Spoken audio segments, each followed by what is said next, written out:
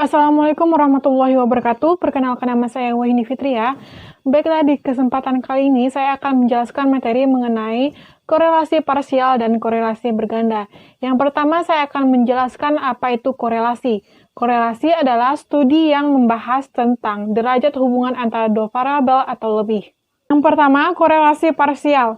Korelasi parsial adalah suatu teknik statistika yang digunakan untuk mempelajari hubungan murni antara sebuah variabel bebas atau X1 dengan variabel terikat atau Y, dengan mengendalikan atau mengontrol variabel-variabel bebas yang lain atau yang disebut dengan X2 yang diduga mempengaruhi hubungan antara variabel X1 dengan Y.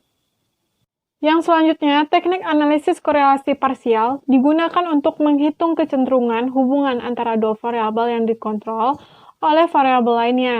Misalnya, peneliti ingin mengetahui korelasi antara variabel tinggi badan dengan variabel berat badan yang dikontrol oleh variabel umur. Nah, inilah rumus untuk menghitung korelasi parsial. Selanjutnya, uji signifikansi korelasi parsial dilakukan menggunakan uji T. Uji signifikansi dilakukan dengan membandingkan T hitung dengan T tabel pada taraf signifikansi yang telah ditetapkan.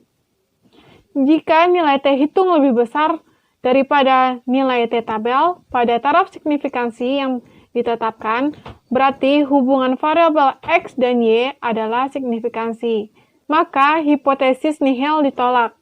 Jika demikian, maka korelasi antara variabel X dan Y tidak dipengaruhi oleh variabel Z.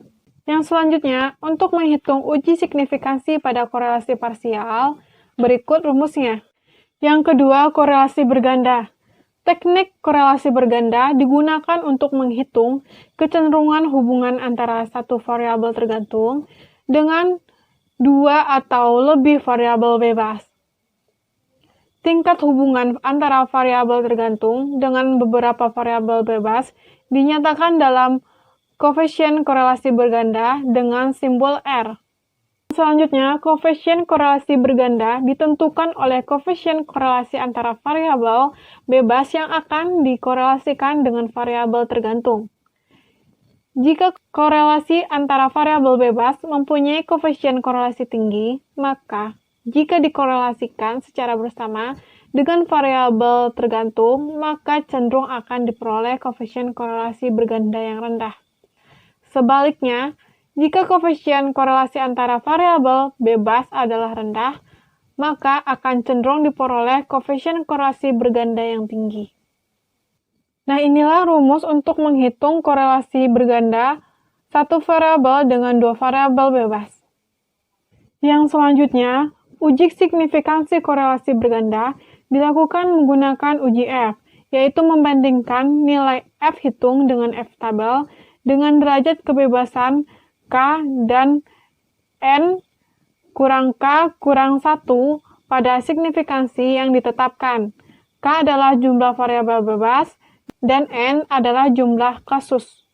Yang selanjutnya, contoh penerapan analisis korelasi berganda yaitu hubungan antara variabel panjang tungkai atau X1 dan variabel tinggi badan atau X2 secara bersamaan dengan variabel tinggi lompatan atau Y. Banyak kasus 20 atlet. Karena variabel-variabel yang dikorelasikan mempunyai satuan ukuran yang berbeda, maka data mentah setiap variabel harus diubah lebih dahulu menjadi skor standar atau yang disebut juga dengan T-score. Selain itu, dilakukan perhitungan korelasi antara variabel menggunakan teknik korelasi produk momen. Sekian materi yang dapat saya sampaikan. Saya sudahi dengan wassalamualaikum warahmatullahi wabarakatuh.